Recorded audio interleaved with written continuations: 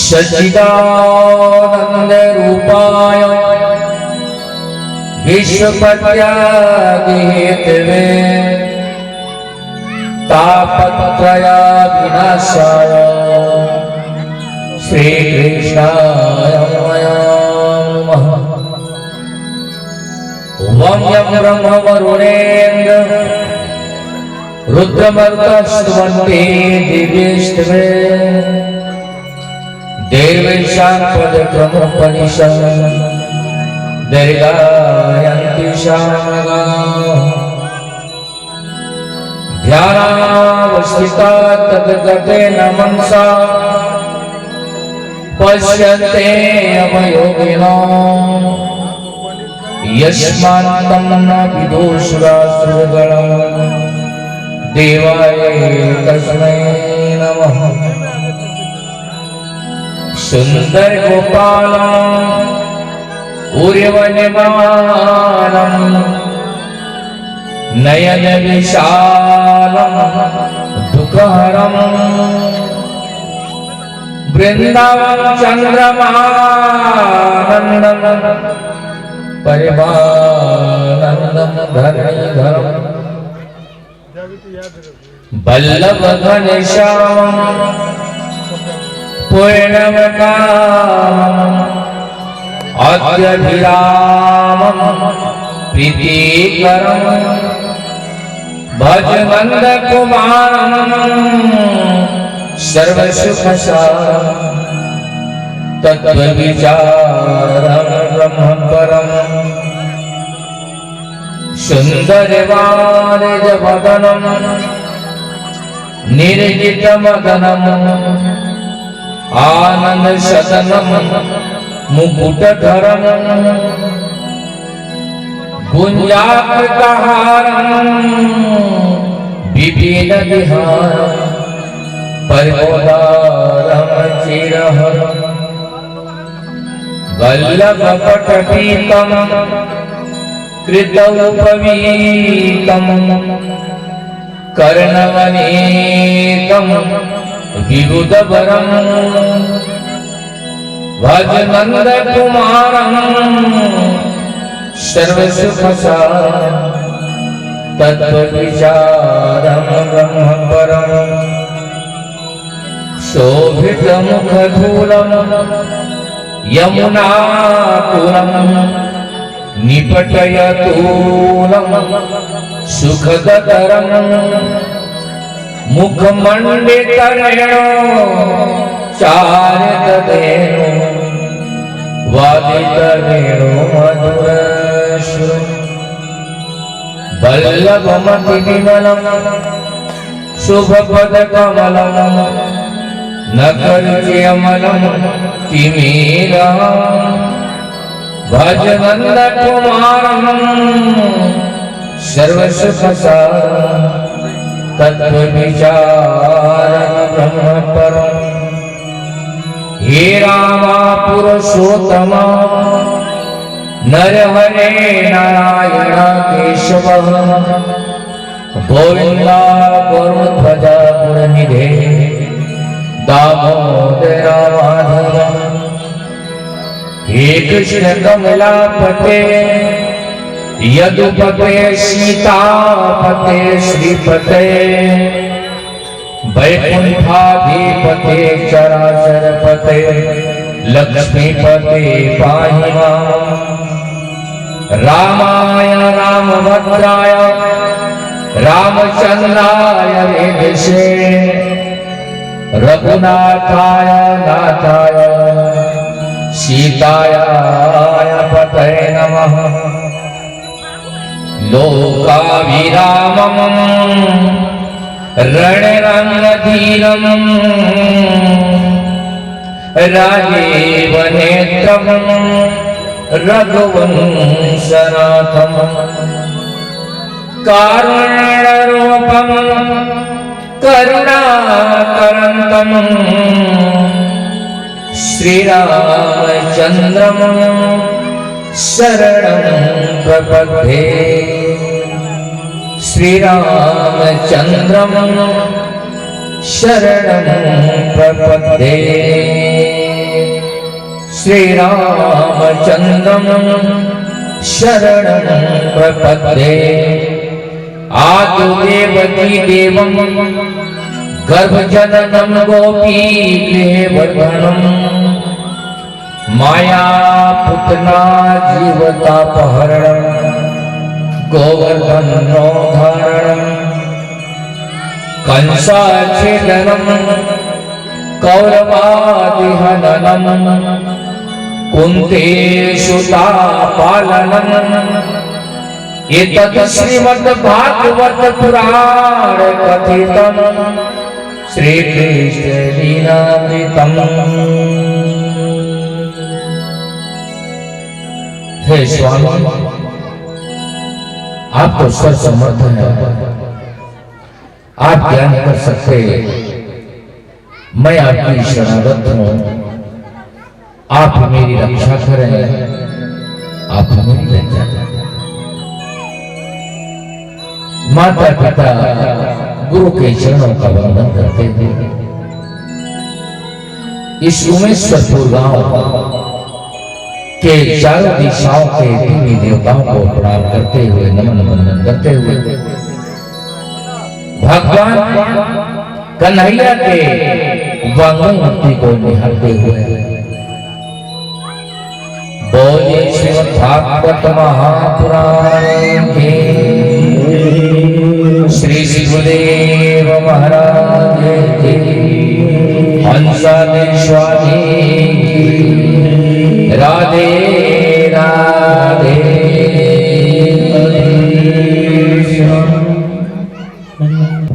परम आदरणीय सम्मानीय श्रीमद्भागवत महापुराण के समस्त श्रोता बंधु, माताएं एवं बहनें, आज बड़ा ही सुंदर सुखद समय है, जिस समय में समस्त परिवार एक साथ में बैठकर भगवान के यह अमृत रूपी कथा का सभी मन लगाकर स्मरण कर रहे हैं। ये जन्मों जन्मों की पुण्य का प्रसंग है, क्योंकि यह कथा एक प्रेम रहस्य कथा है। यह प्रेम रहस्य कथा श्रीमद्भागवत महापुराण, ये ऐसी कथा है जिनका जीवन सर्प के काटने से मृत्यु हो गया, जल में डूब जाने से जिसका मृत्यु हो गया, जहर के सेवन से जिसका मृत्यु हो गया, गाड़ी की आग से जिनका मृत्यु हो गया, बंधु फांसी लगा आत्महत्या करने से जिनका मृत्यु हो गया, जो जीवन जो जिंदगी प्रेत योनि को चला गया, प्रेत योनि, क्योंकि अकाल मृत्यु का संकेत होता है प्रेत योनि। प्रेत योनि को जो जीवन चला गया, ऐसे प्रेत योनियों का भी उद्धार करने वाली एकमात्र कथा है तो श्रीमद्भागवत महापुराण। बंधु, यह कथा कोई सरल कथा नहीं, जीवन में श्रीमद्भागवत कथा अपने जीवन में धारण कर लिया, अपनी जिंदगी में एक बार प्रयागराज जाकर जो त्रिकुट संगम में अपने जीवन को नहला लिया, गंगा माता ने अपने जीवन को, इस शरीर को धो लिया। बंधु, उसके जीवन में, उसकी जिंदगी में अब अधूरा रहा है, क्योंकि संत कवि कहते हैं कि पुराणों में सबसे बड़े पुराण श्रीमद्भागवत महापुराण, सबसे बड़ा 4 वेद, 6 शास्त्र, 18 पुराण, 9 व्याकरण, 9 उपनिषद, इतने ग्रंथों में ये श्रीमद्भागवत अति धन्यवाद है जो प्रेत योनियों को भी मुक्ति दिलाने वाली एकमात्र कथा है। तो बंधु, ये तो भाग्य वालों को मिलता है, हर व्यक्ति को नहीं बंधु। और क्योंकि नदियों में सर्वश्रेष्ठ गंगा, तीर्थों का राजा प्रयागराज, वेदों का मालिक भागवत था। अपने जीवन में ये 3 क्षेत्र, क्योंकि और चौथा क्षेत्र है गुरु की आशीर्वाद। 4 क्षेत्र जो अपने जीवन में धारण कर लिया, उसको चारों फल को प्राप्त हो गया। परंतु उसका एक नियम है, जो जीवन एक बार गंगा स्नान कर लिया, तीर्थ कर लिया, भागवत कथा सुन लिया और शुद्धिकरण जब इस शरीर हमारा हो गया और यह जीवन प्रकाशमय हो गया और ये हमारा जो जिंदगी प्रकाश हो गया, यदि इस प्रकाश, इस लाइट को बुझाने के बाद पुनः उस अंधेरी रात में टटोलने का काम करे, क्योंकि आज विश्व देखो कितने यहाँ मरकरिया लाइट लगी हुई इस पंडाल का प्रकाश करने के लिए, प्रकाश से आज सभी प्रकाश में बैठकर भगवान की सुंदर आत्मकथा और कथा सुनने के बाद पुनः उस अंधेरी रात में जाकर यदि हम टटोले तो यह सत्संग नहीं बत्संग होता है। इसलिए बंधु, इस धरातल पर कितने संत साधु गुरु ब्राह्मण आते हैं, लोगों को शिक्षा दिलाते हैं। आज तो मैं चाहूंगा कि वैश्य गांव कितना बड़ा, लेकिन ये कथा सबको नहीं, अमृत का आगे कथा आएगी, समुद्र मंथन किया गया तो उसमें देवता और दानव दोनों मिलकर ताकत लगाए थे अमृत को निकालने के लिए, लेकिन अमृत मिला सिर्फ देवताओं को, सबको मेहनत तो सभी किए थे। उसी प्रकार समस्त ग्रामवासियों के द्वारा यह कार्यक्रम हो रहा है, परंतु इसमें अमृत कोई किसी को पीने को मिलेगा, सब भी भगवान की कृपा। किसी को अमृत पान करने का मौका मिलेगा, सबों को नहीं। कभी नहीं करना चाहिए। बाकी तो प्रपंच सारा सरदर डोके हो ही रहे हैं, लेकिन जहाँ जिस तरह काम में जब आए हैं, मन लगा कर भगवान की कथा को सुनो। तो आज होता क्या है, जब क्योंकि यह सत्संग सभी को नहीं, किसी बिल्ली को मिलता है। जिस प्रकार एक स्कूल में 2 शिक्षक 200 बालक को पढ़ाते हैं, 2 शिक्षक या एक शिक्षक 200 बालक को पढ़ाता है। और कोई और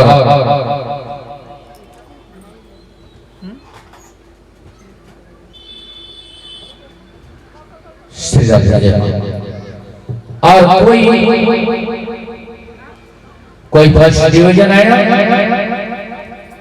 कोई सेकंड डिवीजन आया, कोई थर्ड डिवीजन आया, कोई बहुत मुश्किल से ग्रेड से पास हुआ, और कितने बच्चे फेल हो गए। जरा सोचो, जो बच्चे जो फेल हो गए उनका अलग गुरुजी थे क्या? राधे राधे। क्यों? जो बच्चा फेल हो गया स्कूल में उसका अलग गुरुजी थे क्या? और जो फर्स्ट डिवीजन जो बच्चा आया वो भी उसी स्कूल में पढ़ाया। उसी प्रकार यह स्कूल है, एक कोई नाटक ड्रामा या कोई छत्तीसगढ़ी मंच नहीं, यहाँ सुंदर सत्संग को स्वीकार करने का समय है। सत्संग को मन लगाकर पान करना है, उसको अपने जीवन को कृतार्थ करना है। अपने परिवारों का जो गलत स्थान पर हमारे बाल बच्चे चले जा रहे हैं, नशा पदार्थ हो रहा है, नाना प्रकार के बाल बच्चे उनके वजह से माता पिता जो गर्भ में 9 माह तक जो पुत्र को रखा माँ, वो आज इस बच्चे से क्यों रो रहा है? 9 महीना जो पेट में जो माँ उस पुत्र को रखा, और आज उसी पुत्र के वजह से वो रो रहा है, क्योंकि पुत्र बेटा और लड़का इसमें धरती आसमान का बेटा अलग चीज है, लड़का वो अलग चीज है, और पुत्र वो अलग चीज है। तीनों में धरती आसमान का फर्क है। लड़का सुनिए किसको कहा है, मन लगा करता सुन। लड़का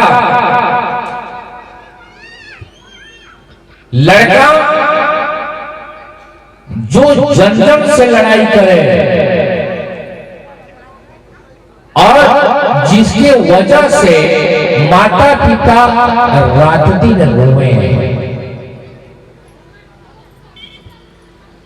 जिसकी वजह से माता और पिता को अति दुख मिले, और इतने गलतियां वह लड़का कर रहा है कि सारे जीवन उसके सभी अवगुणों को माता और पिता पी रहे हैं। हमारा लड़का आज सुधरेगा, हमारा लड़का कल सुधरेगा, हमारा लड़का परसों सुधरेगा, हमारा लड़का तो हमारे उमेशपुर गांव के सरपंच जी सुधारेंगे, हमारा लड़का फलाना काम होगा, हमारा लड़का आज सुधरेगा, कल सुधरेगा, आज सुधरेगा, कल सुधरेगा, आज सुधरेगा, कल सुधरेगा, और सारा जिंदगी माता पिता हाथ मलते मलते मर गए, लेकिन वह लड़का सुधरा नहीं, क्योंकि वो लड़का है, वो लड़का है कि वह सुधरेगा, वो लड़का है इसलिए नहीं सुधर सकता। उसके पास चाहे विष्णु भगवान 4 भुजाधारी खड़े हो जाए और कहे बेटा गलती का मत करना, फिर भी उसको समझ में नहीं आएगी। भले ही आज माता पिता चाह रहे कि हमारा पुत्र का जितना जो गलतियां हैं पड़ोसी वाले ना जाने, हम भले माता पिता घूट के सारे उनके व्यवहार को पी रहे हैं, लेकिन हमारा पड़ोसी में मजाक पैदा हुआ है, हमारे गांव में कोई अभद्र व्यवहार से उनको ना जाने, इसलिए माता पिता दोनों सूरदास बन गए अपने लड़के के वजह से। ये है लड़का। और बेटा सुनिए, बेटा किसे कहा गया है?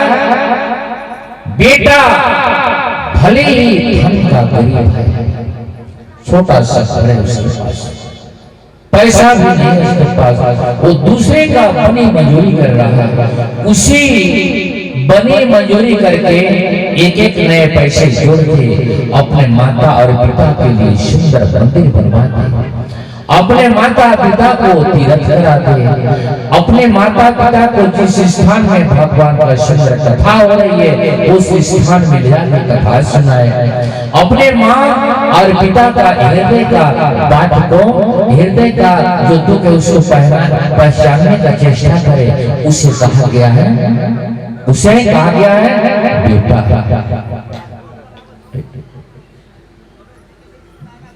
और पुत्र सुनिए, पुत्र किसको कहा गया है? जो उसके माता और पिता सारा जिंदगी अपने घरों में सुंदर भक्ति करते करते सुंदर दोनों टाइम अपने घर में दीप जला रहा है, दोनों टाइम भगवान में अगरबत्ती दिखा रहा है, उनके घर में तुलसी चौरा लगा हुआ है, दोनों टाइम सुंदर दीपक जल रहे हैं, तुलसी माँ को जल दे रहे हैं। सारा भक्ति भाव से दोनों पति पत्नी सारे जिंदगी को जो निर्माण किए, आज माता और पिता न रहने के बाद उस स्थान को संचालित करने वाला, उस स्थान को उसी प्रकार ले जाने वाला, अपने पिता का जो धर्म रूपी जो झंडा उस घर में गड़ा है, उसका बंटन लेने वाला। दो चार बेटे हैं आपका, चार कमरा, एक कमरा बांट लेंगे, एक कपड़े बांट लेंगे, एक चम्मच बांट लेंगे, क्योंकि पिताजी के चार संतान है। लेकिन उसके पिताजी जीवन भर जो भक्ति किए, जीवन भर दोनों टाइम पूजा पाठ किए, उस पुजारी आसन को जो बंटन ले, उसका नाम पुत्र है।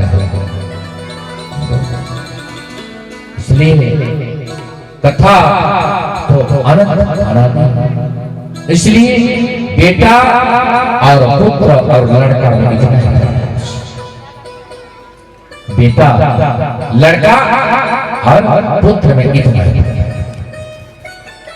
आज होता क्या है, क्योंकि कल्याण जिस माँ जिस पिता ने उन्हें जन्म दिया, आज लोग कहते हैं गुरु ब्रह्मा गुरुर्विष्णु गुरुर्देव महेश्वरः गुरुर् साक्षात् परब्रह्म तस्मै श्री गुरुवे नमः। ये मंत्र का तो सभी जाप करते हैं। गुरुर्ब्रह्मा गुरुर्विष्णु गुरुर्देव महेश्वरः गुरुर् साक्षात् परम ब्रह्म तस्मै श्री गुरुवे नमः। गुरु ब्रह्मा थे, चले गए। गुरु ब्रह्मा इस धरातल पर थे। गुरु ब्रह्मा गुरु विष्णु, विष्णु को भी गुरु कहा गया, वो भी थे। आज गुरुदेव महेश्वर भगवान भोलेनाथ, लेकिन वह संत कवि लिखने वाला नीचे पैराग्राफ में लिखते हैं कि गुरु साक्षात परम ब्रह्म तस्मै श्री गुरुवे नमः। गुरु साक्षात, कितने लोग देखे हैं साक्षात को? हाथ खड़ा करो, थोड़ा साउंड को बढ़ाइए। गुरु साक्षात कितने लोग देखे हैं? कोई नहीं। गुरु साक्षात सबके घरों में है। बताइए ताली। जिसको मां और पिताजी कहते हैं। गुरुर ब्रह्मा गुरुर विष्णु गुरुर्देव महेश्वरः गुरुर साक्षात् परब्रह्म तस्मै श्री गुरुवे नमः। असली गुरु पुत्र और पुत्रियों का उनके जन्मदात्री मां और पिता होते हैं। उस गुरु को, उस भगवान को सभी भूल गए और मंदिरों में जाकर सर पटक रहे हैं, तीर्थों में जाकर सर पटक रहे हैं, दीपक दिखा रहे हैं, अगरबत्ती दिखा रहे हैं। अरे जिस मां ने तुमको पाला, 9 माह तक अपने गोद में रखा, उस मां को कभी समझने का भी चेष्टा किया? जिस पिता ने तुमको पाला, जिस माँ के गर्भ में तुमने सारे जीवन रहे, क्या अपने जीवन में उस माँ उस पिता का कभी तुमने उनकी दुख को कभी समझने का चेष्टा भी की? आज माता और पिता को भूल गए माँ और पिता जो असली वास्तव में गुरु साक्षात प्रकट, ब्रह्मा जी तो नहीं है प्रकट, विष्णु भी नहीं है प्रकट और महेश्वर भी नहीं है प्रकट, लेकिन गुरु साक्षात, उस साक्षात गुरु को कोई नहीं जानता। क्योंकि उनको सिर्फ तोता जैसे रखने का आदत हो गया है, गुरु ब्रह्मा गुरु विष्णु गुरु महेश्वर गुरु साक्षात परमात्मा, तो क्या कह रहा है और कहां साक्षात उनको उससे पढ़ तोता जैसे, जैसे तोता घर में रहता है पिंजरे में और उसको जाकर उसके सामने कहो बोलो सीताराम, तो कह रहा है सीताराम, चलो बोलो सीताराम, वो तोता कह रहा है सीताराम। अपने जिंदगी में वो तोता राधे श्याम कहेगा क्या? आपने तो नो सिर्फ एक ही चीज पढ़ाया, चलो बोलो सीताराम सीताराम। जिस तोते के पास आप सीताराम सीताराम उनको आपने पढ़ाया, वो तोता कभी अपने अनुभव से कहेगा राधे श्याम? काहे को कहेगा वो राधे श्याम? उसका ज्ञानी ने तोता जैसे पढ़ा हुआ है, दूसरे का पाठ तोता जैसे पढ़ा हुआ है, इसलिए उसको दुआ कर दिया कि राधे श्याम को देखिए। बंदो इसी प्रकार संस्कार हमारे घर में हमारा अटपटा खान पान, अटपटा नशा पदार्थ, अटपटा रहन सहन, अटपटा मार्ग, हमारा बोली वचन अटपटा, खाने का भोजन दूषित। आज वह तोता, वह पुत्र रूपी तोता आपके घर में जो है छोटे छोटे हैं, जो तोते की भांति आपके प्रत्येक वचन को धीरे धीरे अपने दिमाग में बैठा है। आपके घर में छोटे छोटे जो तोता है, आप मेरे पिताजी क्या कहते हैं, माताजी कैसी बोलती हैं, घर में घर का व्यवहार क्या है, घर में कितने नशा पदार्थ होता है, नशा पदार्थ खा के क्या बोली बोलते हैं, वो तोता धीरे धीरे धीरे धीरे उस सत्संग को आपके घर का वो सीख रहा है। और धीरे धीरे पूरे के पूरे सत्संग को जब आपका वो पकड़ लिया, और जिस दिन आप बुढ़ापा हो जाओगे और बेटा जिस दिन नौजवान अभद्र व्यवहार करेगा, तो आप कहेंगे उमेश्वरपुर गांव के सरपंच को बुला दो, हमारे बेटा को समझा देगा। अरे यार ये इस गांव के सरपंच आपको बेटा को क्या समझाएगा? उसका मेन गुरु आपसे सीखा है, उनका मेन गुरु आप हो। इसलिए बंदो घर में यदि संस्कार नहीं है, घर में संस्कार नहीं है, तो कुछ नहीं। बच्चों को साथ कराइए। समिति बंधु कहाँ है आप लोग 2 लोग दरवाजे में रहिए, स्वतंत्र जितने भी यहाँ सत्संग सुनने आए सबों को साथ में बैठाइए।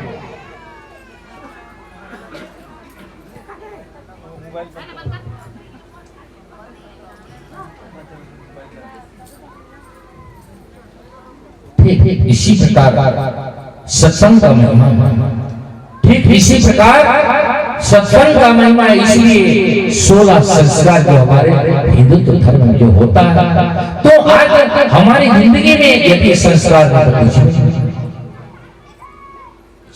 नहीं तो कुछ भी नहीं। आज लोग कहते हैं चलो खाना खाने, खाना जानते खाना किसको कहते हैं? पागल खाना, जेल खाना, हवा खाना, मार खाना, जूता खाना, पैखाना, किस खाना का खाता है? उसका नाम खाना। पागल खाना, जेल खाना, हवा खाना, जूता खाना, डंडा खाना, पैखाना, गंदगी खाना, उसका नाम खाना। बंधु, खाना खाने वाला कैसे सुंदर रहे, बोली राधा राधा।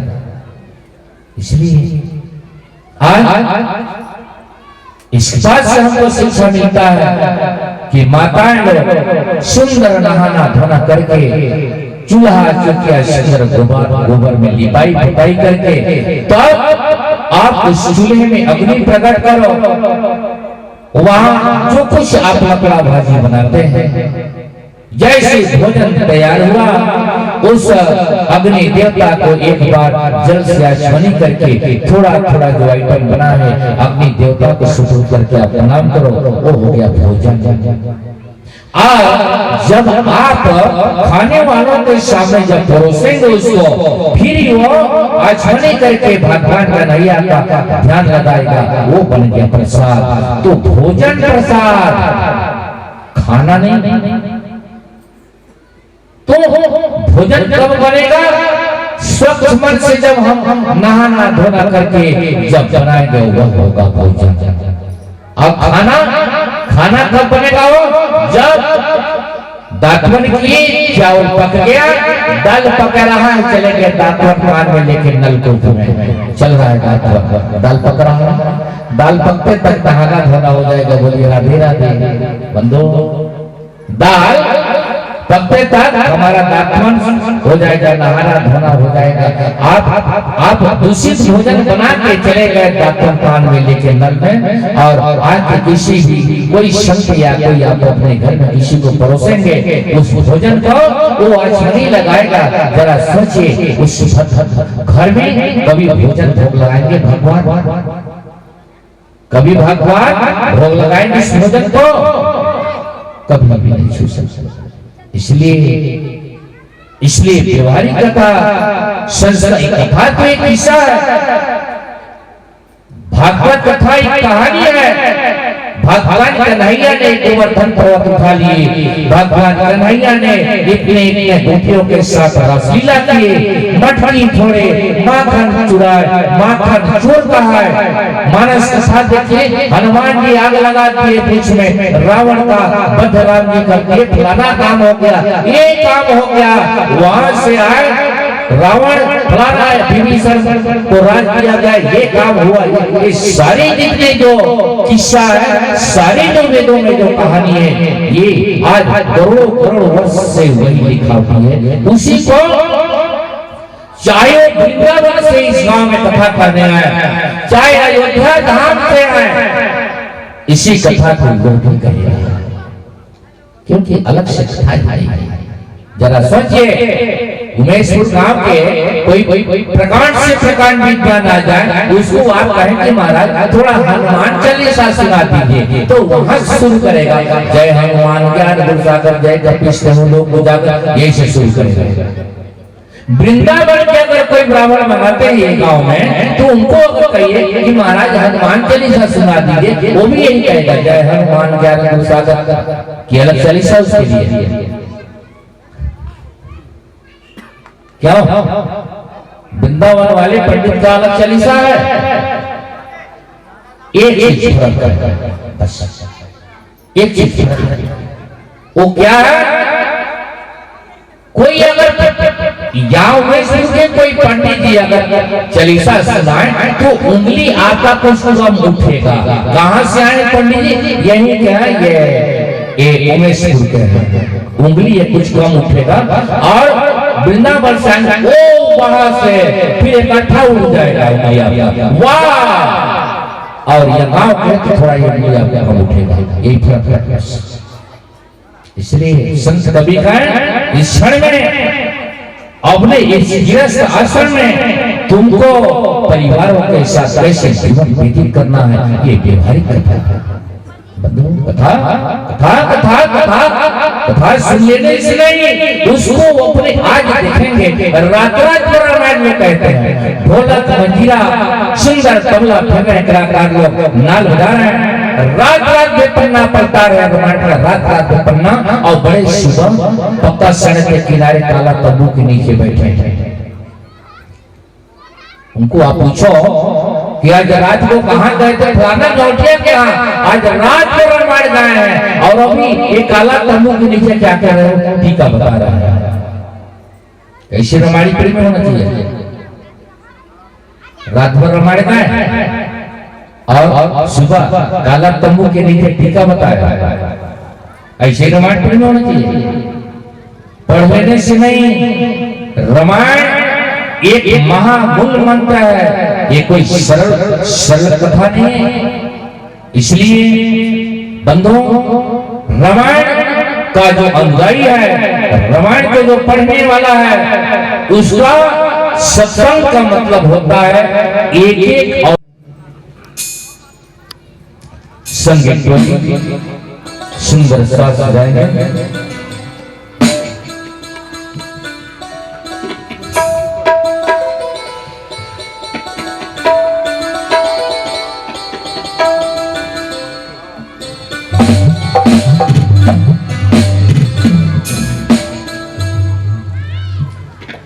भजन का बोल है गुरु पैया लागो नाम लखाए भाई।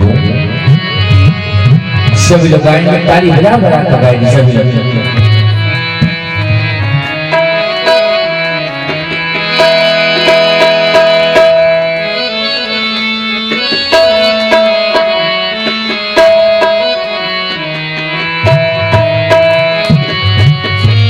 बोलिए श्रीमद् भागवत महापुराण की।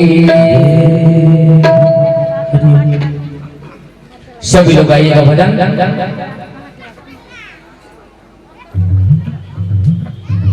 संगीत बोली।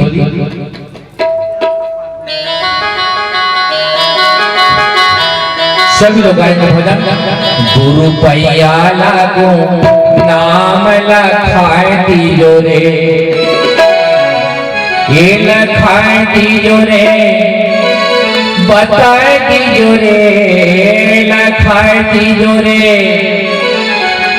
बताए दियो रे, गुरु पैया लागो नाम लखाए दियो रे, गुरु पैया लागो नाम लखाए दियो रे, लखाए दियो रे, ये बताए दियो लखाए दियो रे, ये बताए दियो गुरु पैया लागो नाम लखाए दियो रे, गुरु पैया लागो नाम लखाए दियो रे, लखाए दियो रे, बताए दियो लखाए दियो रे, बताए दियो रे, गुरु पैया लागो नाम लखाए दियो, गुरु पैया लागो नाम लखाए दियो रे, गुरु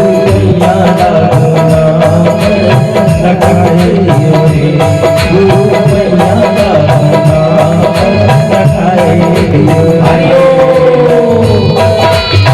सब ताली बजाएंगे।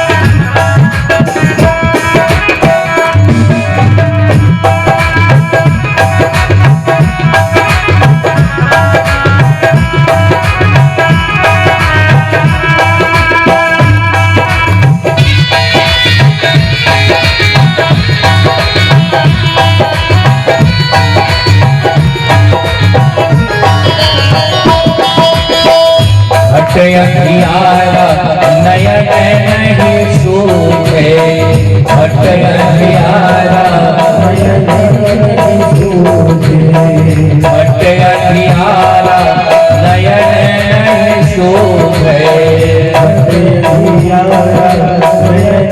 नहीं सूझे, ज्ञान का दीपक जला दियो रे, ज्ञान का दीपक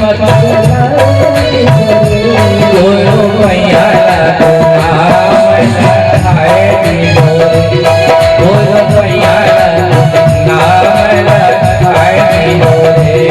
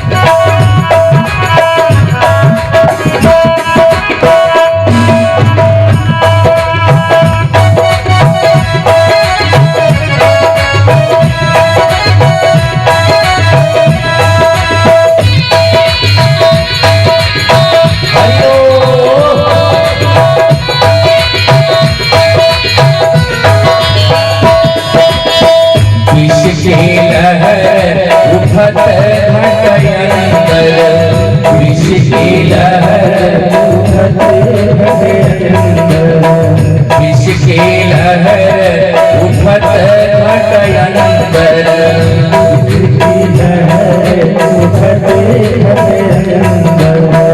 अमृत बूंद चुआए दियो रे, अमृत बूंद चुआए दियो रे, अमृत बूंद चुआए दियो रे, दोनों पैया नाम लखाए दियो, दोनों पैया नाम लखाए दियो रे, दोनों पैया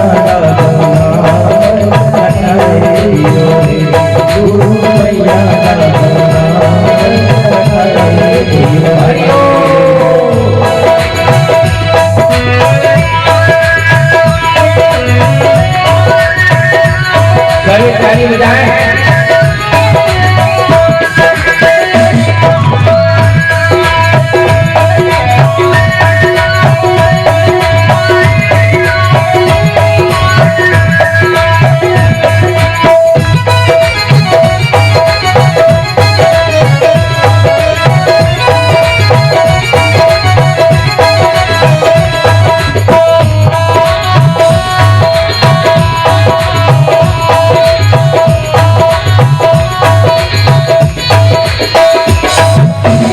गहरी नदिया अगम कहे भरवा, गहरी नदिया अगम कहे भरवा, गहरी नदिया अगम कहे भरवा, गहरी नदिया अगम कहे भरवा, के पार लगाए दियो रे,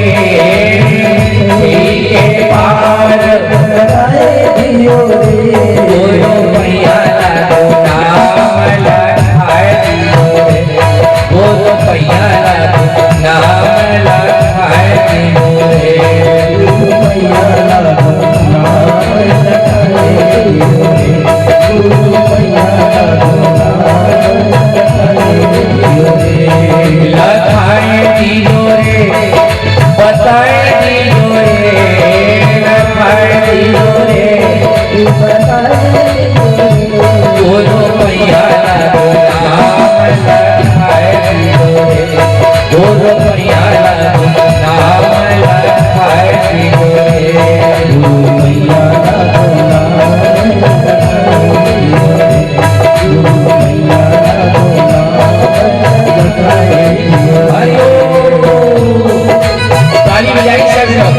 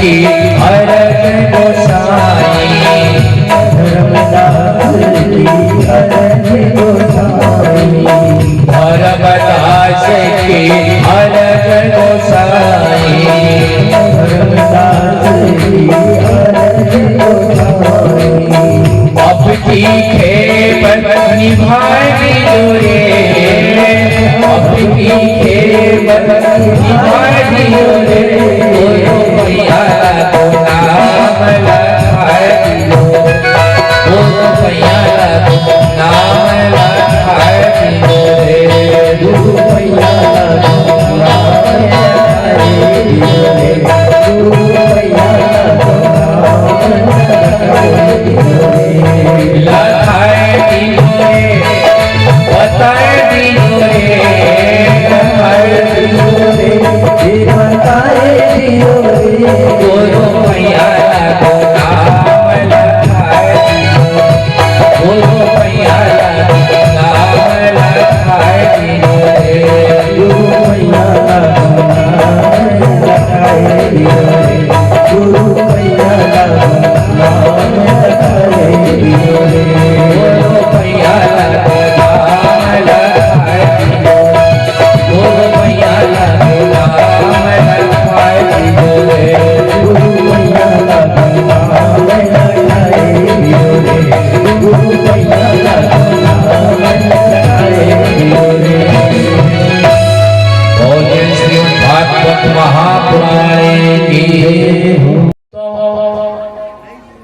एक व्यक्ति था, एक गांव में 3 मूर्ति बेचने के लिए आया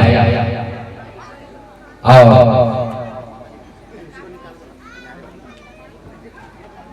आया मूर्ति गांव में। वहां गए, बहुत ही सज्जन व्यक्ति था उस गांव का। उस मूर्तियां को जब उन्होंने देखा, बोले बताओ भाई इस मूर्ति का कितना कीमत है?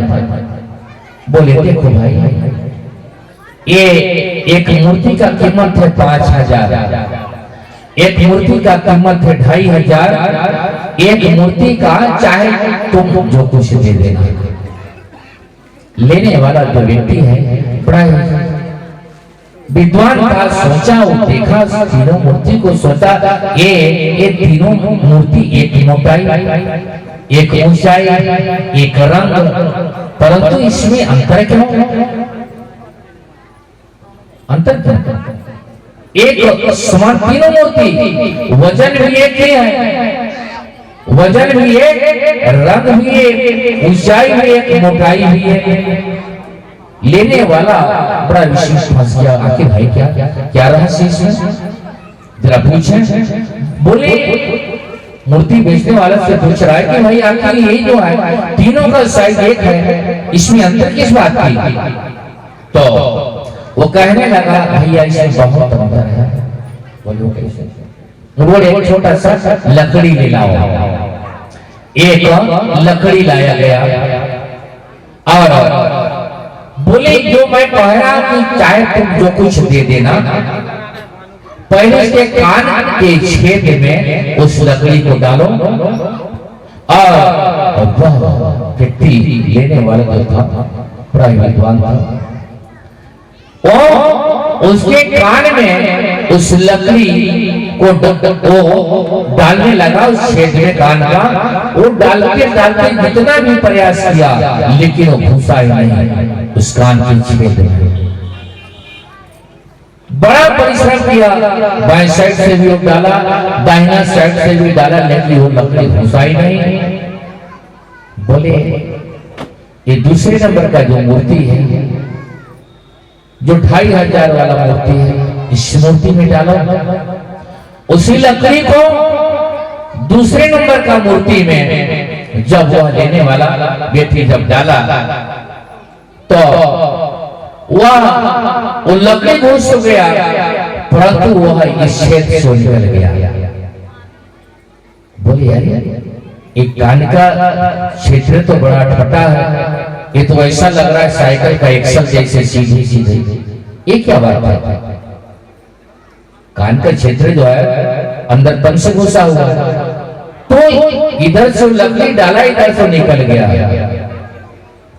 बोलिए तीसरे नंबर का जो 5,000 वाला जो मूर्ति है, इसके कान में आप डालो, तो उस लकड़ी को 5,000 वाला जो मूर्ति था, वो लेने वाला बड़ा चालाक व्यक्ति था, उसके कान के क्षेत्र में जब उस लकड़ी को डाला तो सीधे अंदर घुस गया, तो निकला ही नहीं। बजाइए ताली जोरदार। बस इतने ही, ये 3 जो मूर्ति है, 3 प्रकार के श्रोता भी हमारे इस पंडाल में आते हैं। पहला श्रोता 7 दिन तक 14 टाइम तक उनको भी इसी भगवान कन्हैया के दरबार में सुंदर सत्संग मिलेगा, और वो भी अपना घर बार छोड़कर इस मंच पर आकर सुंदर कथा सुनेगा। परंतु एक भी ज्ञान का बुद्ध उसके कान में नहीं घुसेगा। ये पहला मूर्ति है, सुनेगा वो भी यहाँ चंदा दिया हुआ है, वो भी सारा समय लगा रहा है। और ऐसा भगवान की महिमा है कि एक बुद्ध ज्ञान का जो बुंद है, एक बुंद उसके कान में नहीं घुसेगा। ये पहला मूर्ति है। दूसरे नंबर का मूर्ति जहां कथा सुनने आते हैं, वे कथा सुनते तक काफी आनंद आएगी उनको। कितना, क्योंकि कितने लाइट लगा हुआ है, कलाकार को कहां से आए हैं, व्यास महाराज जी कहां से आए हैं, चिवड़ में अभी क्या मिलेगा, कांति बहन कहां से आई है, सारा आके वो अपना बुरा भाग यहाँ जो है गणना कर रहे हैं और कथा सुनते तक उनको ठीक लगेगा। और जैसे जैसे पंडाल से बाहर निकले इस कान से वो निकल जाएगा, रुकेगा। ये भी भगवान का कृपा है। तीसरे नंबर के जो व्यक्ति यहाँ कथा सुनने के लिए आते हैं वे कथा को सुनकर अपने सारे जीवन को बदल देंगे। कथा को सुनकर मन लगाकर कथा सुनकर सारा अपना रहन सहन सारा चीज को बदलाव कर लेगा अपने जीवन में। ये 3 प्रकार का बुद्धियां आज लोग कहते हैं कि आखिर ऐसा है क्यों?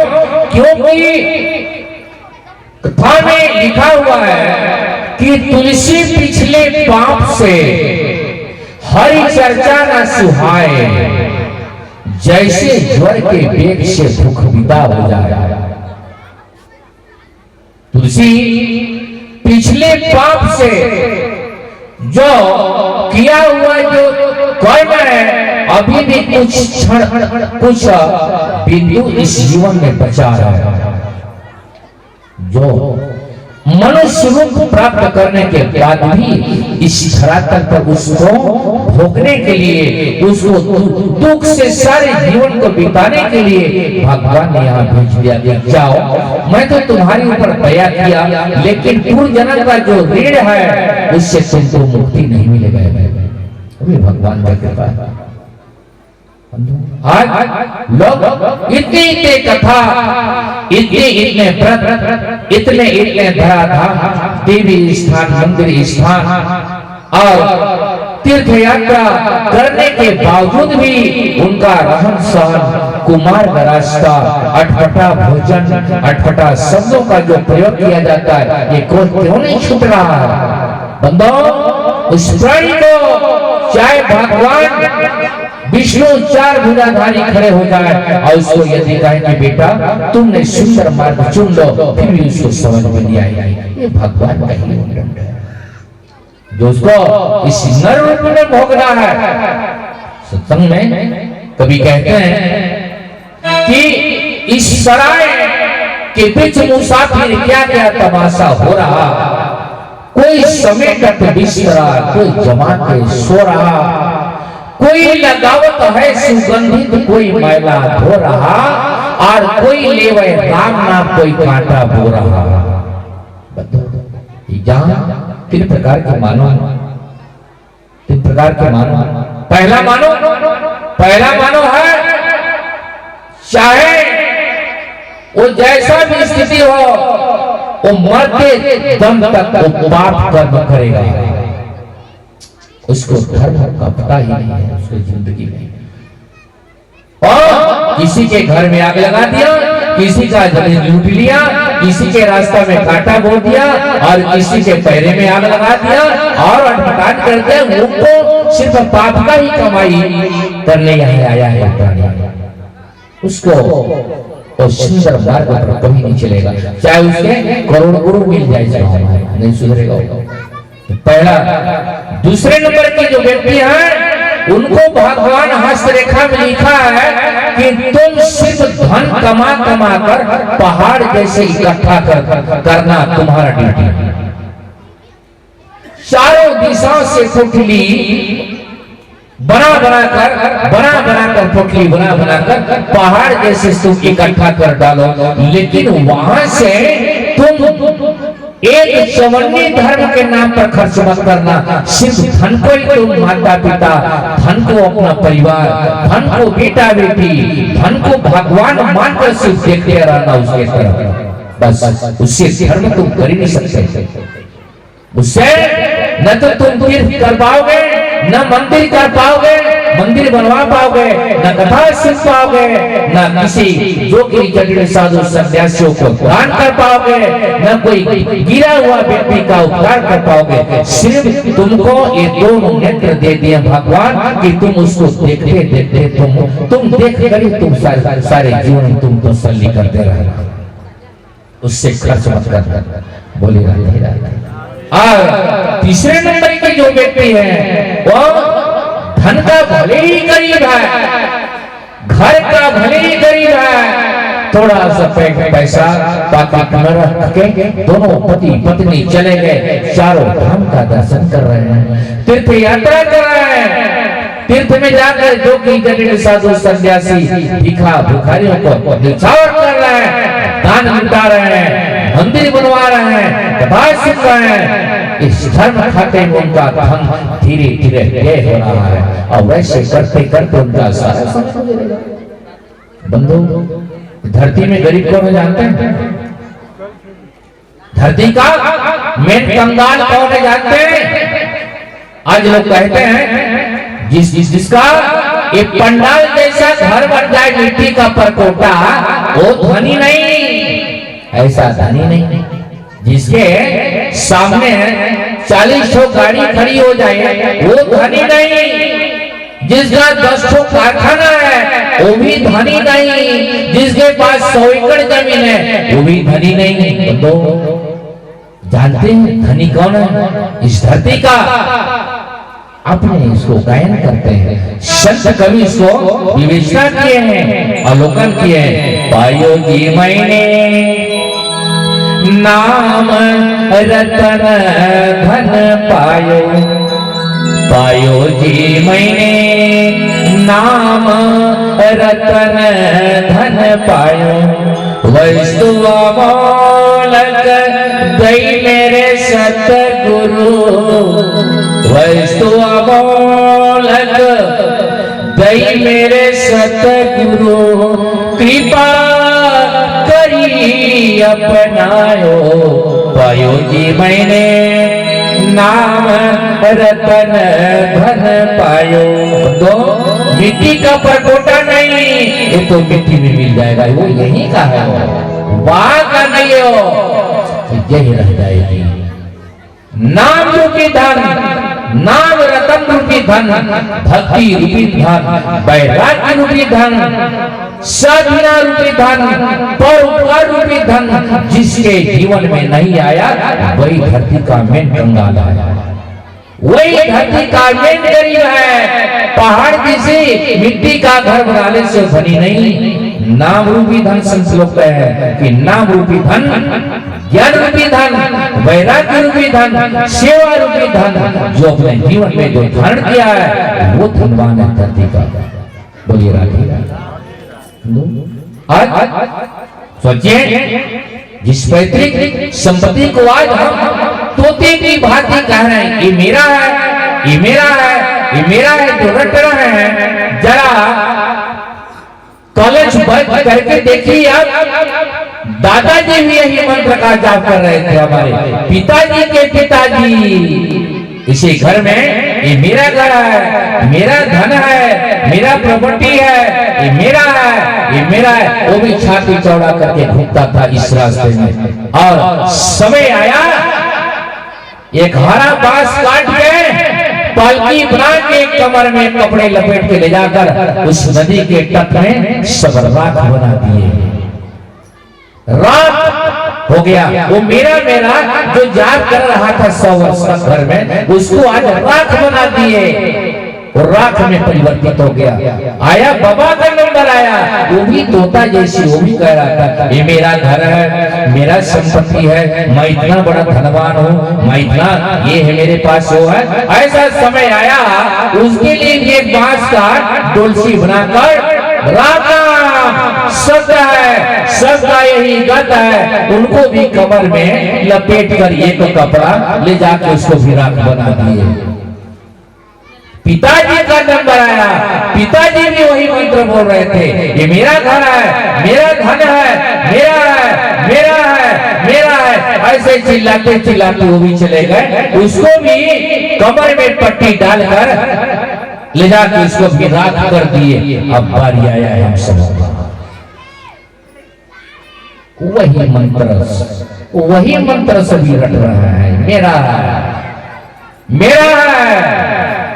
समय आने वाला है, वही राख बनना है सबको। क्योंकि संत कवि कहें कि इस धरातल पर जो तुम्हारा होगा, जो चीज तुम्हारा होगा इस धरती का, उसे मुझे जब देना तब मैं स्वीकार करूंगा। जरा सोचो, इस धरती में हमारा क्या है? नारियल, गैया का दूध, दुबी, बेलपत्र, क्या चीज तो हमने बनाए धरती में? फूल, क्या बनाए? क्या है हमारा? धरती को भी भगवान ने बनाया, सारे पौधों को भगवान ने बनाया, वृक्षों का निर्माण भगवान ने की, गौ माताओं का निर्माण भगवान ने किया, अंदर में क्षीरसागर दूध का निर्माण भगवान ने किया। तो दिया हुआ सारा चीज तो भगवान का है। तो ऐसा इस धरती में हमारा कौन सा पदार्थ है, कौन सा चीज जो हम भगवान को दे और वो अर्पण करें? क्या है? ये माटी का प्रकोटा है, ये धरातल मिट्टी का प्रकोटा है। जिस प्रकार पंच भौतिक जो शरीर है, इस शरीर 5 जाति का बना है।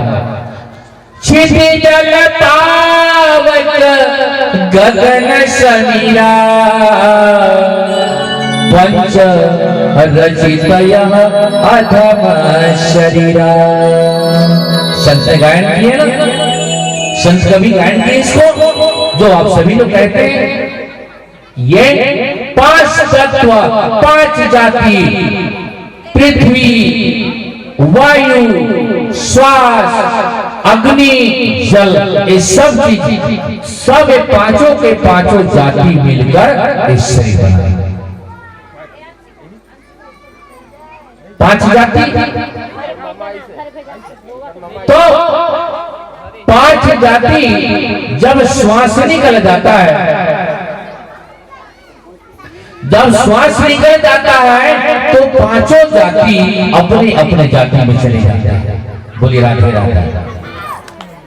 5 जाति मिट्टी में मिट्टी मिल गया, हवा से हवा चला गया, श्वास का गति श्वास में चला गया, अग्नि अग्नि में चला गया, जल जल में चला गया, वायु वायु में चला गया। ठीक है, तो 5 जाति जो है अपने अपने जाति में चले गए। और आत्मा अमर है, आत्मा तो अविनाशी है, जिसका नाश कोई काल में हुआ है ना कोई काल में होगा। तो आत्मा तो अविनाशी है, आत्मा तो मर ही नहीं सकता। और ये 5 जाति अपने अपने गांव को चले गए, अपने अपने गांव चले गए। तो फिर कौन मर गया? मरा कौन? बच्चों को शांत कराइए। कथा में व्यवधान होता है, मन की त्रुटि इधर उधर भटकता है, इसलिए शांत कराओ। बच्चों को शांत कराइए, आप लोग मदद करो, मंडला का कथा सुनो। क्या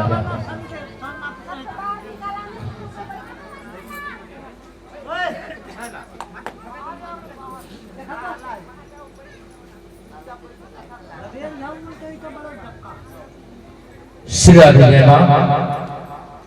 तो 5 जाति अलग अलग जाति में चले गए। तो कौन मर गया? आज लोग कहते हैं, कितना सुंदर शोक पत्र में लिखा जाता है कि अत्यंत दुख के साथ सूचित किया जाता है कि मेरे पिताजी का स्वर्गवास फलाना दिनांक को हो गया, जिनकी आत्मा का शांति के लिए आप लोग चले आइए। मेरे पिताजी, पुत्र कह रहा है इसमें कि मेरे पिताजी का स्वर्गवास आने स्वर्ग में वैकुंठ धाम में मेरे पिताजी चले गए हैं। ध्यान से सुनिए, मेरे पिताजी का स्वर्ग वास माने स्वर्ग अर्थात वैकुंठ, वास मतलब निवास। मेरे पिताजी वैकुंठ चले गए हैं, आंख भी नहीं दिखेंगे, इस पैर से चलकर तीर्थ यात्रा भी नहीं कर पाएंगे, कान से कुछ सुनाई भी नहीं देगा। उसी खाट में सूते सूते मल मूत्र का जब त्याग करते रहेंगे, उसी समय किसी गुरु को बुलाकर गुरु मंत्र दिलवा देना। और अभी नहीं, अभी मौज मस्ती करो, खाओ पियो, मौज मस्ती करो। अभी गुरु मंत्र नहीं, पका बाल हो जाएगा, कान जवाब देंगे, कान जवाब दे देगा, आंख नहीं दिखाई देगा, हाथ नहीं चलेंगे, पैर नहीं चलेंगे, तब गुरु मंत्र लूंगा। एक बालक था, बड़ा जाइए ताली जोरदार। एक उसके माता पिता थे और उसका एक ही बेटा था। पिताजी बोले उस पुत्र को, बेटा मुझे रसगुल्ला खिला दो। मैं सिर्फ सुना हूँ कि रसगुल्ला बड़े मजेदार रसदार मिठाइयाँ होती है। बोले राधे राधे। कितने लोग रसगुल्ला खाए हैं? हाथ खड़ा कीजिए, सबके मुंह में पानी आ गया होगा। बजाइए ताली जोरदार। कितने लोग रसगुल्ला खाए हैं? इधर से हाथ खड़ा कीजिए। बहुत सुंदर, चलो सबको पता है मतलब। चलिए अच्छा बात है। तो उसके पिताजी अपने बेटे को कहा, बेटा मुझे रसगुल्ला खिला दो। मैं कभी जीवन में घर से बाहर, बाहर से घर, घर से बाहर कभी बाहर जाने का मौका ही नहीं मिला, थोड़ा साउंड को बढ़ा देंगे। तो बोला ठीक है, क्योंकि वो लड़का था माता पिता का आदेश को न मानने वाला। और आज 100 रुपये से पिताजी दिए, बोले जाओ शाम को रसगुल्ला जरूर लाने वाला मेरे लिए। और वह गया, पान बीड़ी गुटखा तंबाकू खाकर वो वापस चला जाएगा। शाम को उसके पिताजी मिले, क्या बेटा रसगुल्ला लाए मेरे लिए? बोले पिताजी आज खूब मित्र लोग मिल गए थे मेरे पास, इसलिए नहीं ला पाया, कल आपके लिए जरूर लाऊंगा।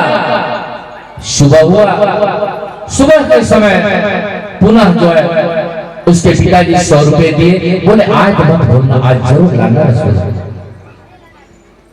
वो लड़का गया और पुनः जो है पान तंबाकू गुटखा खाकर चला आया। बंदो 3 दिन व्यतीत हो गया। तीसरा दिन रात को उसके पिताजी मर गए। उसके पिताजी जब मर गए, सभी जब मर गए, रोना प्रारंभ हुआ, ले जाकर वहां उनको जलाया गया। श्रद्धांजलि हमारे हिंदू धर्म में जाने वाले जूर बांधते हैं नदी के तट पर, नाले के तट पर या तालाब के पोखरी कहीं पर। तो जैसे श्रद्धांजलि देने का समय आया उस बालक को, तब उसको याद आई, मेरे पिताजी जब जीवित थे, है नहीं, जब जीवित थे उस समय बोल रहे थे कि मुझे रसगुल्ला खाना है, इसलिए तत्काल चले जाओ कृष्णपुर, किसी होटल से 2 किलो रसगुल्ला ले आओ, तब मैं श्रद्धांजलि दूंगा। और सूरजपुर चले गए, गोलू होटल में 2 किलो रसगुल्ला लाया गया। उसी जूर के किनारे डब्बा खोलकर वहां ढाल दिए गए। बंधु 5 कुत्ता बैठे थे बगल में, और वो लड़ के 5 कुत्ता रसगुल्ला को खाने लगे।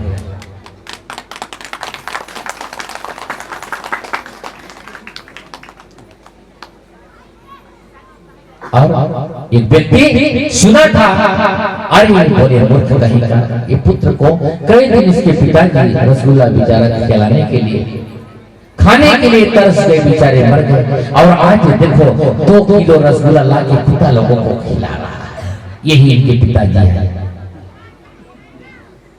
क्या लाश कहती है, जब मैं जीवित था एक रुमाल भी मुझे नहीं दे सके, और आज जब मर गया तो 10 हाथ का धोती उड़ा रहे मुझे। इसकी शाम का जल जाएगी आ गया। जब मैं जीवित था तो एक कप लाल चाय तेरे नहीं पिलाया, और आज जब मेरा मुख बंद हो गया तो मेरे मुख में तुम दूध डाले ना जो कान के छेद में घुस रहा है। जब मैं जीवित था 5 मिनट का समय लगाकर मेरे पास समय व्यतीत नहीं किए, और आज जब मर गया किसी काम का नहीं तो 1 किलोमीटर से रोते चिल्लाते आ रहे हो तो गांव वालों को दिखाने के लिए कि देखो इनको कितना प्रेम है, बड़ी वाली बेटी है, इनको कितना प्रेम था, इनका भटकावा काली से बेटी आ रही ड्यूटी वाली है, कितना प्रेम था। पिताजी जब जीवित थे बुलाते बुलाते मर गया, लेकिन उस लड़की को समय नहीं मिला। आज गांव को दिखाने के लिए 2 किलोमीटर से रोते चिल्लाते आ रही है। बंदो, जीते जी का स्वर साथी, जिस दिन तिजोरी का चाबी आपके हाथ में से पुत्रों के हाथ में जिस दिन चला जाएगा, पुत्र यदि ज्ञानी है, सज्जन है, माता पिता का आदेश का पालन करने वाला है, पुत्र यदि विद्वान है, पितृ संस्कारित है, तब तो उस धन से आपको सुख मिलेगा, और नहीं तो खाट में सोए सोए हाथ मलते रह जाएंगे, एक अगरबत्ती भी हाथ में नहीं आएगी। बोलिए राधे राधे। एक अगरबत्ती भी नहीं मिलेगा। इसलिए कल की बात नहीं, साल की बात नहीं, 15 दिन की बात नहीं, अभी इस क्षण इस जीवन में हमको क्या करना है, इसके विषय में हमारे जीवन में हमको समझना है। बोलिए राधे राधे। आइए भजन गाएं, फिर सत्संग में पूरा आज आप लोग के बीच में कथा आती है।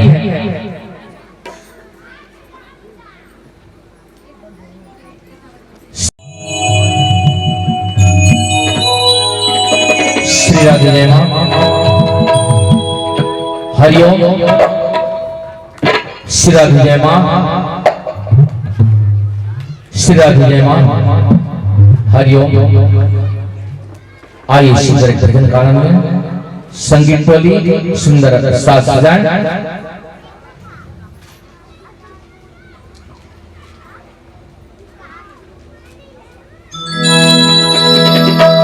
सफल हुआ है नहीं का जीवन, जो तेरे चरणों में आ चुके हैं। भजन का बोल है,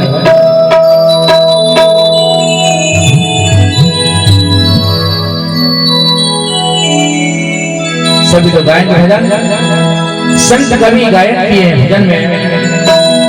सफल हुआ है उन्हीं का जीवन,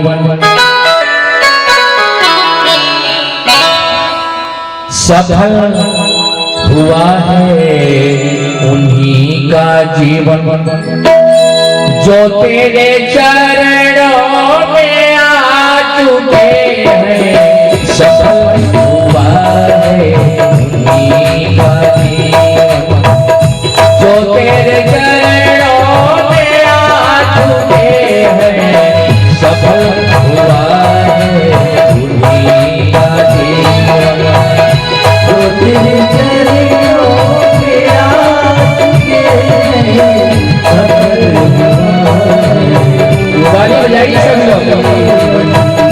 जो तेरे चरणों में आ चुके हैं, सफल हुआ है उन्हीं की पूजा हुई है पूर्ण, उन्हीं की पूजा हुई है पूर्ण, जो तेरे चरणों में आ चुके हैं। उन्हीं की पूजा हुआ है पूर्ण, जो तेरे चरणों में आ चुके हैं। उन्हीं की पूजा हुई है पूर्ण, पूजा हुई है पूर्ण, जो तेरे चरणों में आ चुके हैं। सफल हुआ है उन्हीं का जीवन। ताली बजाएंगे सभी लोग।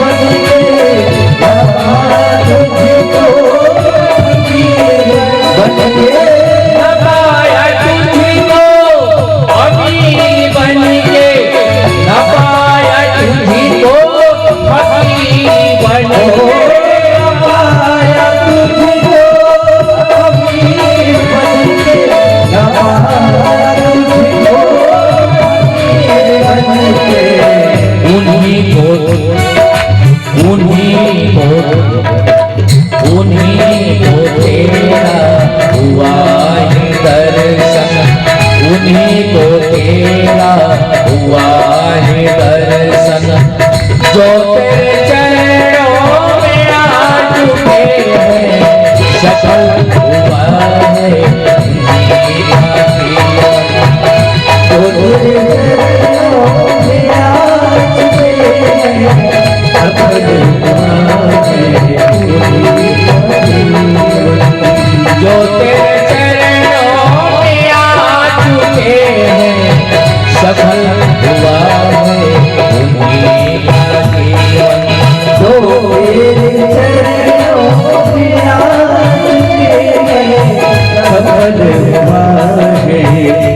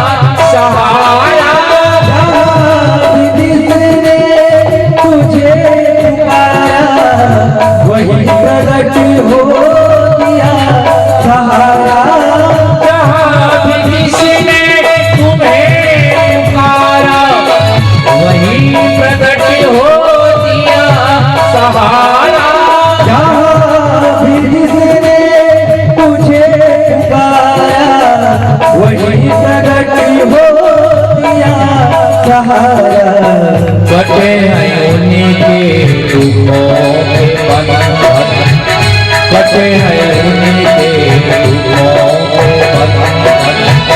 जो तेरे चरणों में आ चुके हैं, सफल हुआ है उन्हीं का जीवन। जो तेरे चरणों में आ चुके हैं, सफल हुआ है उन्हीं का जीवन। जो तेरे चरणों में आ चुके हैं, सफल हुआ है उन्हीं का जीवन।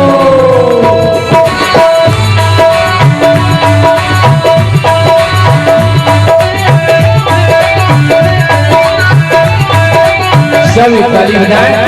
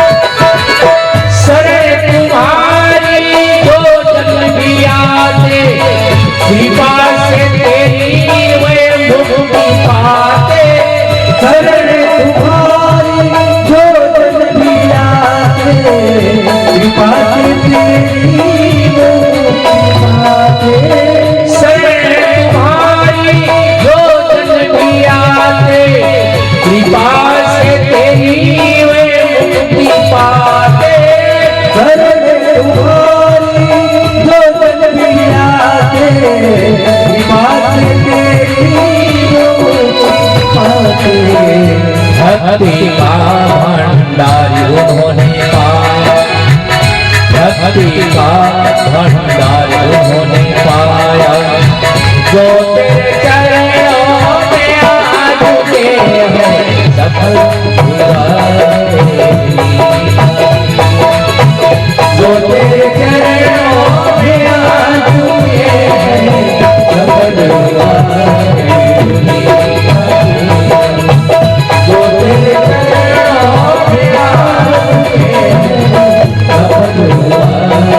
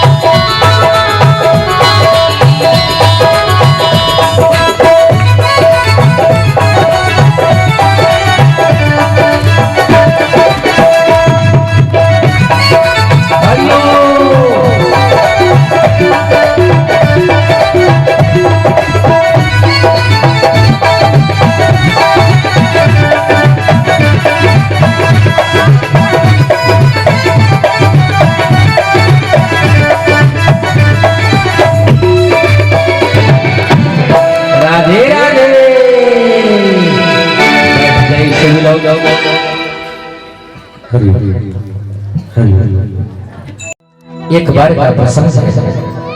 श्री सिद्ध जी सौनक जी से कहते हैं क्योंकि भगवान तो इतने सरल है जो आज सभी से बोलने को तैयार है। सत्संग का बड़ा ही सुंदर रस। भगवान वो तो अंतर्यामी है, घट घट के वासी है। आज भगवान तो इनके इतने सरल हैं कि प्रत्येक भक्तों के हृदय में पर विराजमान है। जब सारे ग्रंथों का रचना जब हो गया फिर भी व्यास महाराज जी को उनका आत्मा तृप्त नहीं हुआ, तो भागवत का रचना करने के लिए उन्होंने संकल्प किया। ध्यान से सुनेंगे सभी कथा। भागवत कथा का जब रचना करने का जब समय आया तो उन्होंने गणेश जी को बुलाया और गणेश भगवान गणेश जैसे आते हैं, क्योंकि कोई भी पूजा पाठ या विवाह पद्धति हो या यज्ञ पद्धति हो, सर्वप्रथम किसी भी कार्य को करने से पहले भगवान गणेश जी का वंदन करते हैं, उनको विवाहित करते हैं। यही रामायण अस्मस्त विघ्नों का विनाशो दक्षम प्रथम पूजा करिष्यामि सर्वतः सन्मुख भव। गणेश जी अनादिकाल का देवता है। आज गणेश जी जब उपस्थित होते हैं व्यास महाराज जी के आश्रम में, तब व्यास जी कहते हैं कि प्रभु क्या आदेश से गणेश जी को कहते हैं व्यास महाराज कि अब मुझे भागवत कथा यह जो है विस्तार पूर्वक श्रीमद् भागवत कथा का कार्य करना है, उसका लेखन करना है। इसलिए इसको कौन लिखेगा? गणेश जी बने लेखक और वक्ता बने कौन? व्यास महाराज जी। व्यास महाराज जी वक्ता बने, गणेश जी श्रीमद् भागवत महापुराण को लेखन किए। सुंदर आज क्योंकि भगवान का कथा अनंत अनादि 18,000 श्लोक का परिभाषित कूट कूट कर ज्ञान वैराग्य भक्ति साधना इत्यादि भरा हुआ प्रेम रहस्य, प्रेम सागर जिसको कहा गया सुख सागर, प्रेम सागर का यह सबसे बड़ा भाई, जिसे श्रीमद् भागवत महापुराण सागरों का सागर। जिस प्रकार दूध में घी है, दूध को टटोलने से घी तो निकलेगा नहीं, उसके लिए युक्ति करना पड़ेगा। तो इसी प्रकार यह भागवत कथा काम है। आज व्यास महाराज जी बने वक्ता और लेखन के लेखक बने गणेश जी। सारा भागवत का जब रचना किया गया और जब भगवान गणेश जी लिखते लिखते ऐसा कुछ समय होता है, चूहे का अर्थ होता है उद्योग। आज गणेश जी कहते हैं व्यास महाराज जी से कि प्रभु मैं तो एक क्षण भी एक पल भी वैसे नहीं बैठूंगा, आज तो निरंतर इनका भक्ति इनका ज्ञान बतलानी होगी ताकि मैं अपना सुंदर इसको लेखन कर सकूं। तो गणेश जी बीच में कुछ कूटनीति डाल देते हैं और उस कूटनीति को समझने में इतना समय लग जाता है गणेश जी को कि व्यास महाराज तब तक अपना सभी कार्य को कर देते हैं। आज भागवत कथा को जैसे लेखन की और इसका लेखन जब संपन्न हुई तो व्यास महाराज जी कहने लगे कि यह तो ग्रंथ लिखा गया परंतु इसको प्रचार कौन करेगा। तो इसका प्रचार जिसमें संपूर्ण वैराग्य होगा, तो संपूर्ण वैराग्य तो भगवान भोलेनाथ में है, वो तो संपूर्ण ब्रह्म वैराग्य के जो है हुआ, क्योंकि वो भगवान शंकर साक्षात वैष्णव है, उनमें संपूर्ण वैराग्य है। आज भगवान भोलेनाथ से निवेदन किए व्यास महाराज क्षेत्र, क्योंकि वृद्ध अवस्था में पुत्र प्राप्ति के लिए उन्हें पुत्र शरणा जगी। भगवान उनका वो तो अजन्मा है, 11वां अवतार रुद्र का अवतार है, लेकिन महारुद्र का कोई अवतार नहीं। तब उन्होंने व्यास महाराज के वचनों का पालन करने के लिए वो सुखदेव मुनि के रूप में यहाँ इस धराधाम में आते हैं। बंधु आज अपनी माँ अरणी देवी के गर्भ में उन्होंने 16 वर्ष तक उन्होंने अपनी माँ की पेट में रहे और माँ के पेट में 16 वर्ष तक परमात्मा का ध्यान करने लगे। जब व्यास महाराज जी पूछते हैं कि हे प्रभु, हे आनंद के दाता भगवान भोलेनाथ, आप बाहर क्यों नहीं आते? तब व्यास महाराज जी को कहते हैं भगवान भोलेनाथ सुखदेव रूप में आ रहा है। प्रभु यहाँ ये पृथ्वी नगरी, ये माया का जाल है, ये माया का नगरी है, सबको गले लग जाती है, इसलिए मुझे भय हो रहा है। और आज 16 वर्ष आनंद के धाम भगवान भोलेनाथ श्री सुखदेव रूप के सुखदेव मुनि के रूप में अवतार। जब 16 वर्ष तक माँ के गर्भ रहने के बाद उनका जब जन्म होता है, अवतार होता है, तो सीधे अरणी देवी की ओर जाने लगे। आज जंगल की ओर जाने लगे तो माता अरणी देवी उन्हें रोकते हैं, इन्हें रोको और सभी वृक्षों को पत्तों को उन्होंने उत्तर देते जाते हैं कि आप हे पिताजी, आप मेरा, क्योंकि परम पिता परमात्मा तो सर्वव्यापक है, इसलिए हमारा आप चिंतन न करके सर्वव्यापक भगवान श्री हरि का आप चिंतन करो। और वहां आज पिताजी उनके पीछे पीछे चल रहे हैं, पत्तों के डालों से वृक्षों से उत्तर देते चले जा रहे हैं।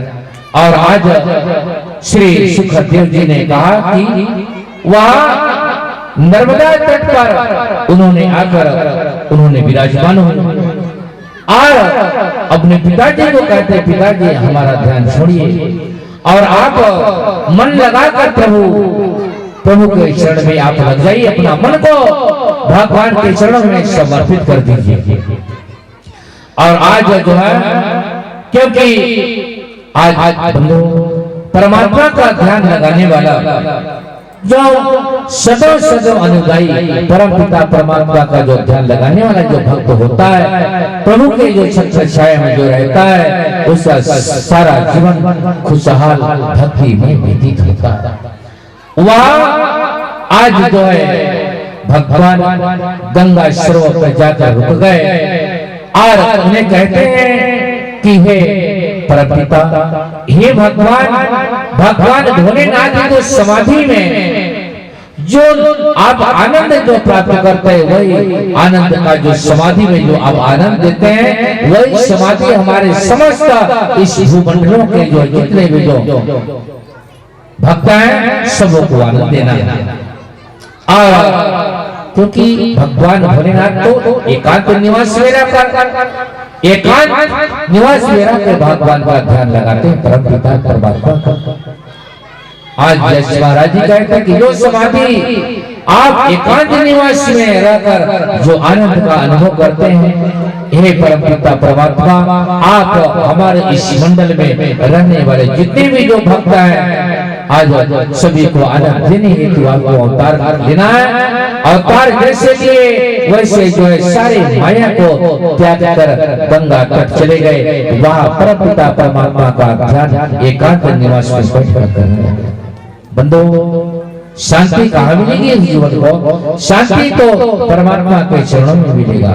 बोलिए वृंदावन बिहारी लाल की, संत समाज की, भक्त भगवान की। राधे राधे। कुछ शेष समय बचा हुआ समितियों के सभी लोग आइएगा।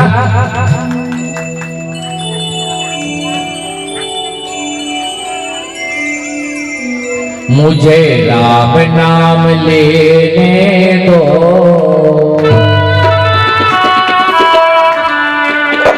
पापी मन ठहरो जरा। जोरदार सभी आनंद लेके ताली बजाएंगे। मुझे राम नाम लेने दो, पापी मन ठहरो जरा। मुझे राम नाम लेने दो, पापी मन ठहरो जरा। मुझे राम नाम लेने दो, पापी मन ठहरो जरा। मुझे राम नाम लेने दो, पापी मन ठहरो। मुझे राम नाम लेने दो। खड़े हो जाइए सब लोग, आनंद लीजिए। पापी मन ठहरो जरा, मुझे राम नाम लेने दो, पापी मन ठहरो जरा। मुझे राम लेने दो, पापी मन ठहरो जरा। ये बात आयो, पापी मन ठहरो जरा। राधे राधे।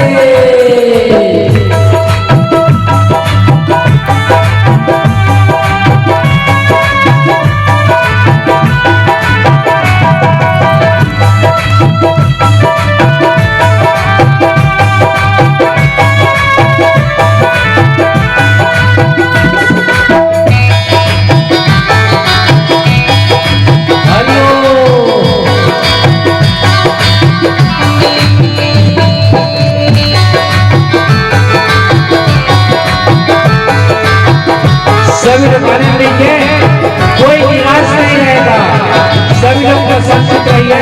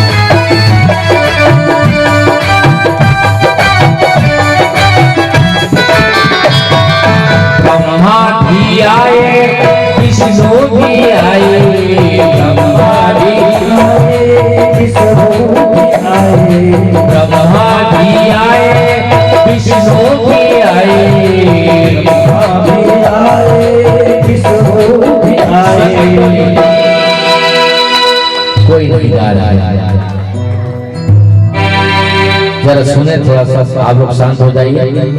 ब्रह्मा भी आए, विष्णु भी आए, सबको बैठे खत्म हो चुका है, नए बैठे डाल दीजिए, बजाइए ताली जोरदार।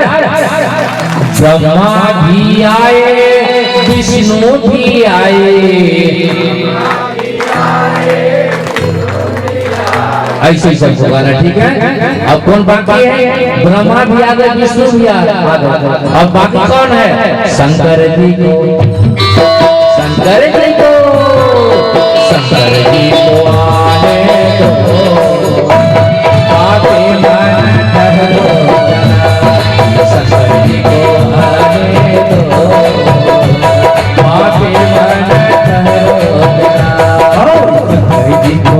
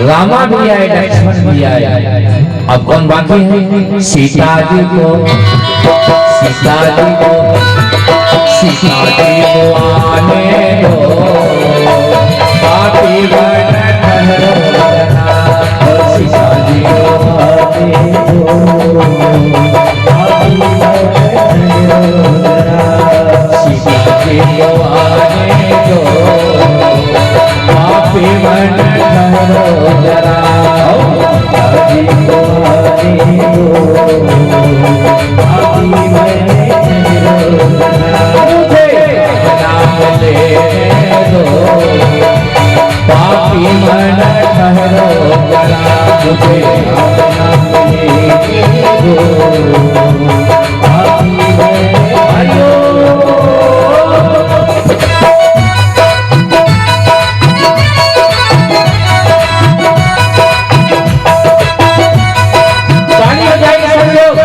सभी लोग आनंद लें।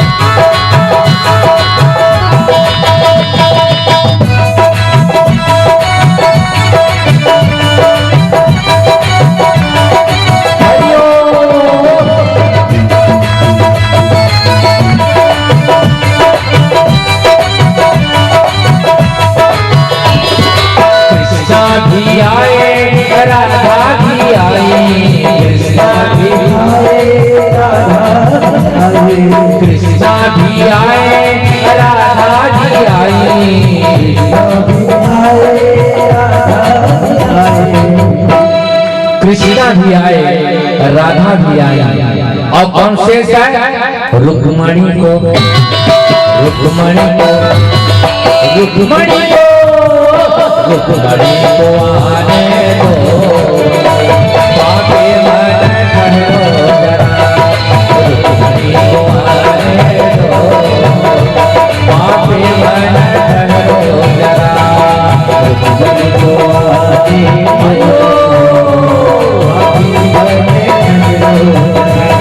पापी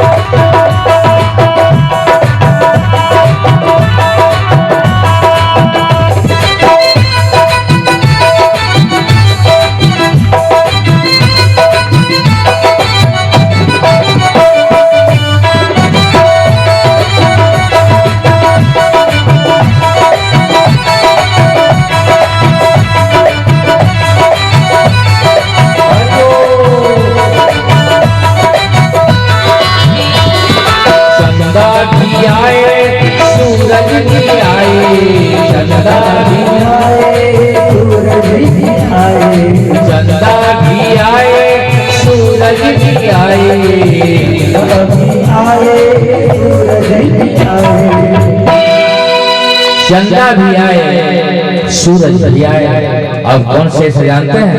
तारों को, तारों को, तारों को, तारों को आने दो, पापी मन ठहरो जरा, तारों को आने दो, पापी मन ठहरो जरा, तारों को आने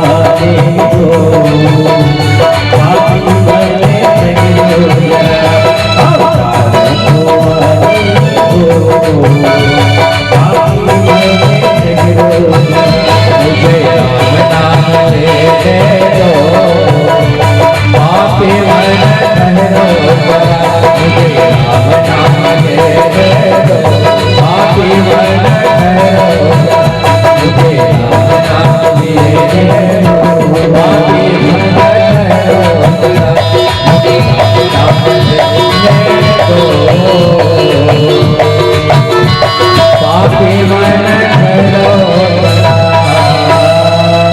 राधे राधे। बैठ जाइए शिविरों ऐसे भी